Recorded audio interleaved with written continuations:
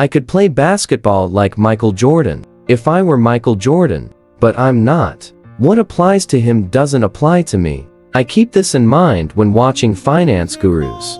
Warren Buffett, in particular, likes to talk about his own investing journey and omit important details. You don't want to hang on to his every word if you want to make money. 1. Our favorite holding period is forever. Following this quote is a financial suicide. Never say never should read, never say forever. Absolutes in the stock market are dangerous. I'd find this quote offensive if I were an economist. Why do we worry about CPI, GPD, and PPI if all you need to do to make money is to hold a stock forever? It's not trivial. It's you and a million others trying to outsmart each other. But Warren really holds stocks forever. Coca-Cola turns into a family business if you have $242 billion invested in it. You care about how many people buy a curvy glass bottle of the sugary drink, so much that you appoint your family member to run the business. Warren's son was on Coca-Cola's board of directors for 6 years. That's how you make money on a stock. You know exactly what's going on in the company. Warren won't say he dumped the stock if the company started to burn money. He'll act on insider information and get rid of the loser before everyone knows. You'll find out way too late when Warren's quarterly report comes out. Large businesses happen to burn money, too. Coca-Cola lost $28 billion in the fourth quarter of 2017, but still paid the dividend. The company made a loss, but distributed non-existent profits among the shareholders. It's like riding on a bridge made of paper and hoping it can hold your weight. You don't want to invest and hope. You want to invest and be sure you'll make money. Never buy a stock with the intention of holding it forever, for 10 years, or for another preset time period. Things can turn sour before you know it. Keep an eye on the financial statement instead.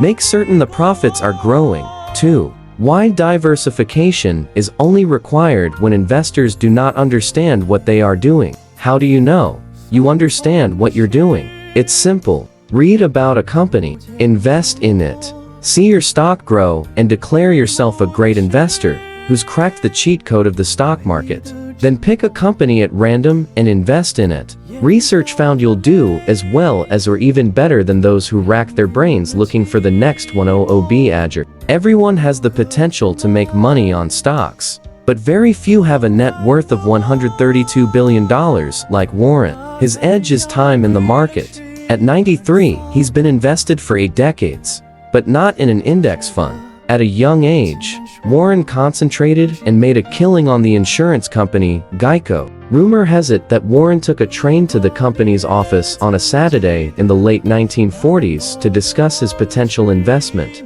You could have easily talked to CEOs back then. Warren didn't find the CEO, but had a chat with an investment banker working for Geico. The banker later became CEO. Any doubts regarding Warren's access to insider information at Geico? He understood what he was doing beyond reading an earnings report. The great man made the insurance company a subsidiary of Berkshire Hathaway, where he has an army of analysts who fret over earnings calls and market cycles. Even so, Warren still makes mistakes. He was late to the Apple party and lost money on the Kraft Heinz company. Losing some of your money is guaranteed if you select stocks. Investing in the entire market through an index fund is a more certain strategy to grow your wealth. You should diversify precisely because you understand what you're doing. And just so you have no illusions about Warren, Berkshire Hathaway holds 45 stocks. Even Warren is diversified. I've made lots of dumb decisions.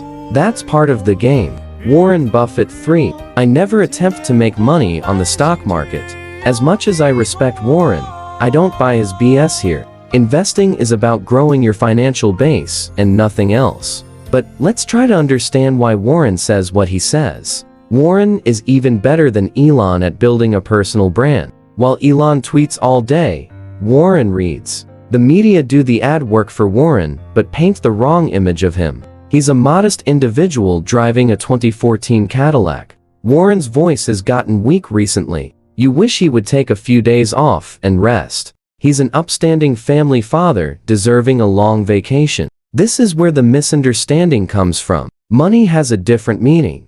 if you have $100 billion too many. Warren doesn't save for an overseas trip this year or pursue financial independence. He uses money to assert his power. Buying into Snowflake pre-IPO may have seemed weird. Warren doesn't invest in IPOs, but his capital provided financial support to the young company. Typical Warren, buying companies to have a say in their growth strategy. The great man isn't a Samaritan acting out of generosity. Warren wants to make money. He just does that differently from you and me. You want to buy low and sell high. Warren wants to buy low, help the company grow, and never sell. Collect dividends from it too. He's a ruthless money-making machine. The bottom line, dover'yai no prover'yai. Say Russians trust, but verify. Warren doesn't try to feed you potatoes instead of berries. You can't apply his circumstances to your investing situation if you're not a billionaire. So, don't hold stocks for diversify money on your investments. Warren is an investor to look up to, but don't follow blindly what he says.